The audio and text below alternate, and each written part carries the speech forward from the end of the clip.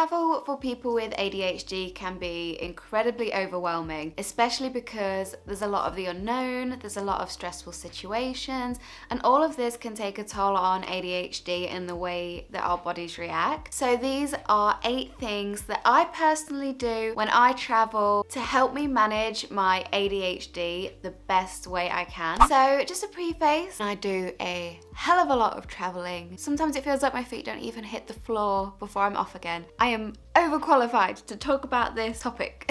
Hey friends, welcome to my channel. My name is Jay, and like I've said, and as you'll gather from the title of this video, I'm going to be discussing the 8 key things that I do in terms of being able to manage my ADHD in the best possible way. I've done a huge range of traveling. I've done short trips and stayed in England. I've done trips over to Europe, and I've gone to America and New Zealand. So I've done, I think, possibly all of the extremes. So these are just the 8 things that I come up with that personally help me in terms of managing my own ADHD. So we're just gonna dive straight in to our list. Tip number 1, find your reliable support person. This is kind of on the basis that you're not traveling by yourself. Personally, if I was traveling alone, I think I would have like multiple panic attacks. I don't know if I'd be able to cope. I don't know if I'd be able to manage. However, I always make sure that I'm going with a reliable travel person or travel buddy. And in this scenario, it is my partner Blake. So he is always the one there, and he is the person that knows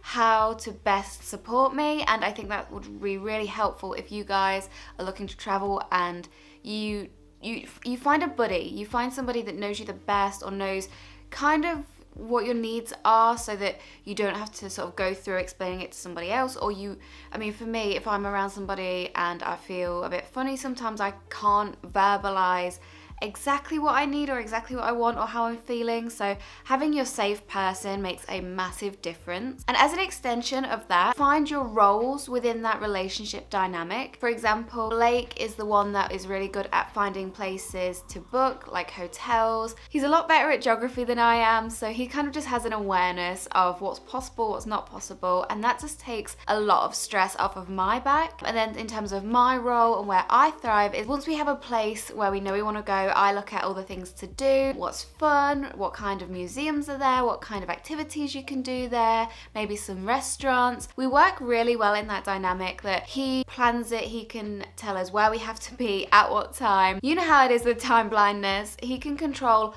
all of that situational stuff, whereas I can control the things that my brain finds fun, if that makes sense. So those two for me kind of go hand in hand. Your supportive partner of whatever relationship that might look like to you, whether it's a friend, a family member, a partner, but then establish clear roles as well within the team dynamic, if that makes sense. That's something that really helps me. So that is number 1, buddy system. Point number 2 is a complete non-negotiable for me, and that is headphones. I have to have my headphones with me. Even if I'm not listening to anything, it takes me out of that kind of like hustle and bustle. Like catching a flight or going to a busy city can kind of be overwhelming for me. So sometimes just popping on your headphones can really create this kind of bubble of protection in a weird way, or at least it does for me. And if you're that kind of person that does that as well, make sure you've got some decent headphones that don't trigger you. So what I mean by that is the ones that go like right in my ears, they trigger me. I can't deal with those. I have to have like the overhead ones, and they work for me a lot better. So make sure that you've got some good headphones that you're comfortable with. Maybe line up like a music playlist on Spotify or an audio book, just anything that can pull your brain out of itself and gets it focusing on something else instead, so you're not constantly being completely overwhelmed. The amount of situational awareness is just crazy, so you're not completely overwhelmed with everything that's happening around you. You can just kind of zone in on what's going on and listen and just kind of zen down in your brain. For me, that is a massive help.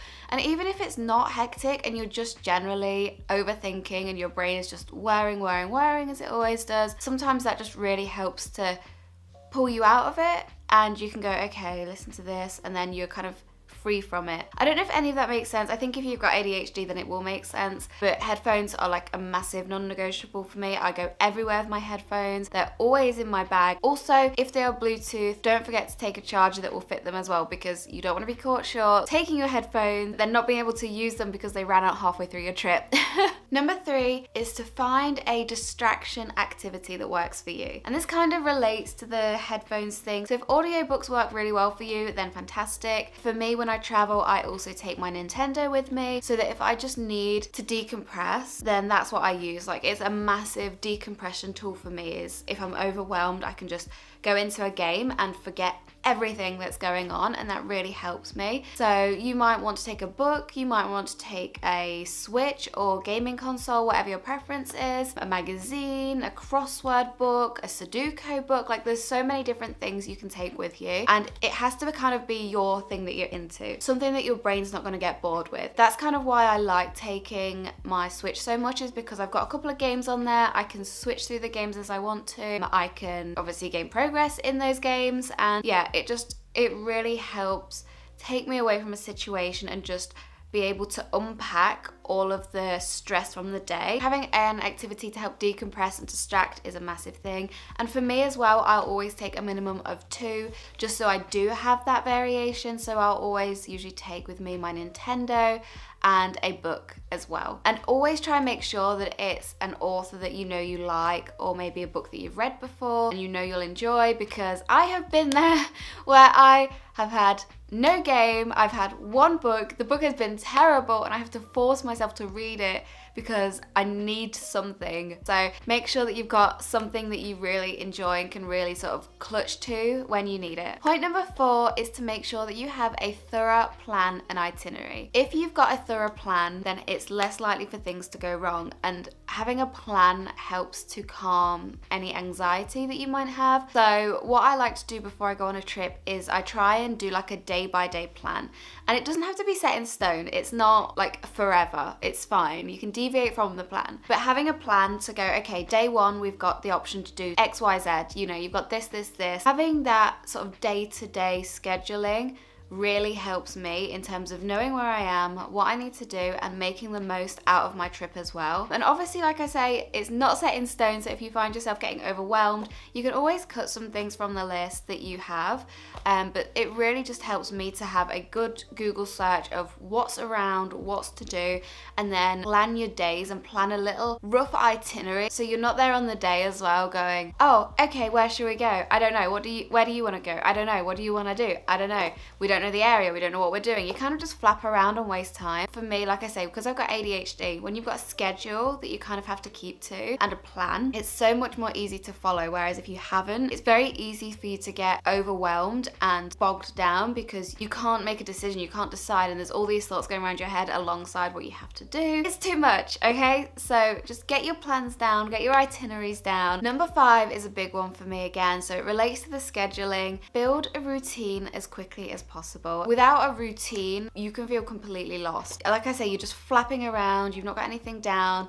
But if you have a routine where you try and do the same thing every day, like maybe you have a routine at home where you wake up at the same time every day and you go to bed the same time every day, try and stick to that as much as possible. And if you're going on like a holiday, I understand it's not always possible, but just trying to keep that routine within your sleep cycle, for one, will be a massive helper. Just the cycle in your body and the way your body moves and its sort of muscle memory, that will again be a massive game changer in terms of being able to handle stress and manage any kind of overwhelm. If you know that you're going to eat same time every day and you're going to fit your activities in between there, it just really helps to take any stress out of the whole process. Because if you're not sure when you're going to eat, you might be walking around trying to look for somewhere and you're getting hungry and grumpy, and there's so many things that can then snowball from that, and that's what we're trying to avoid, is the snowballing effect that creates this overwhelmed stress situation and then eventually causes this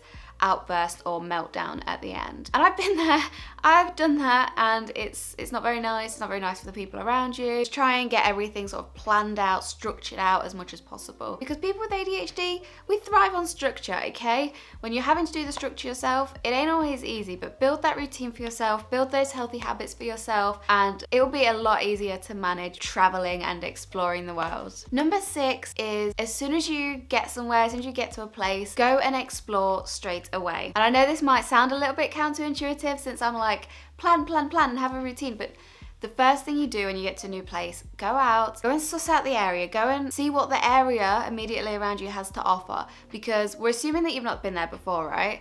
It's fair enough looking on Google, but it's just not the same. So go get your bearings. That will create familiarity.